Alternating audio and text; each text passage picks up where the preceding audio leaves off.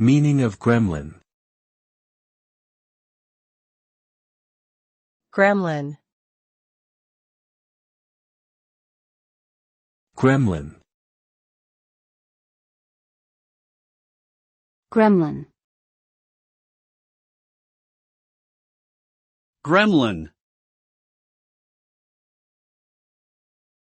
A gremlin is a legendary creature typically depicted as mischievous and causing mechanical or electrical problems. Its origins can be traced back to World War II, when pilots reported unexplained malfunctions in their aircraft that were attributed to gremlins. The term has since been adopted colloquially to describe any sort of small, annoying problem. In popular culture, gremlins have been portrayed as cute and lovable creatures in movies and cartoons, but also as sinister and dangerous in horror stories.